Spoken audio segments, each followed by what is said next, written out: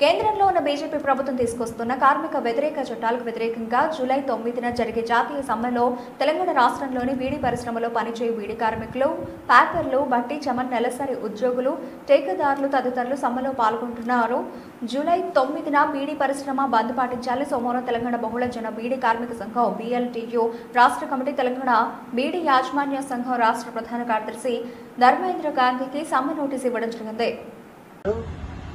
దేశవ్యాప్తంగా కేంద్ర కార్మిక సంఘాలు ఇచ్చినటువంటి పిలుపులో భాగంగా తెలంగాణ రాష్ట్రంలో బీడీ పరిశ్రమలో పనిచేసేటువంటి బీడీ కార్మికులు, ప్యాకర్లు, బట్టి, చాకలి, ఠేకేదారులు మొత్తం బీడీ పరిశ్రమని బంద్ పాటించి జూలై 9వ తారీఖున జరగబోయేటువంటి సార్వత్రిక సమ్మెను జయప్రదం చేయాలని, సమ్మెలో కార్మికులు పాల్గొంటున్నారని తెలియజేస్తూ ఇవాళ బీడీ యజమానుల సంఘం రాష్ట్ర ప్రధాన కార్యదర్శి శ్రీ ధర్మేంద్ర గారికి సమ్మె నోటీసు ఇవ్వడం జరుగుతున్నది.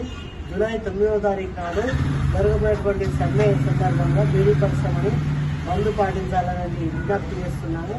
ఎందుకంటే కేంద్రంలో 3వసారి అధికారంలోకి వచ్చినటువంటి మోడీ ప్రభుత్వము కార్మిక చట్టాలని మార్చి 4 కోట్లుగా మార్చి ఇవాళ పెట్టుబడిదారులకు, కార్పొరేట్ శక్తులకు, వ్యక్తులకు కార్మిక చట్టాలని దారాదత్తం చేయడం జరిగినది.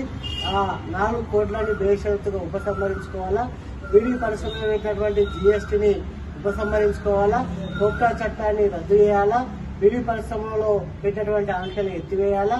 తెలంగాణ రాష్ట్ర ప్రభుత్వం ఎట్లయితే బీడీ కార్మికులకు జీవనభృతి ఇస్తున్నదో కేంద్ర ప్రభుత్వం కూడా 10,000 రూపాయల జీవనభృతి ఇవ్వాలా.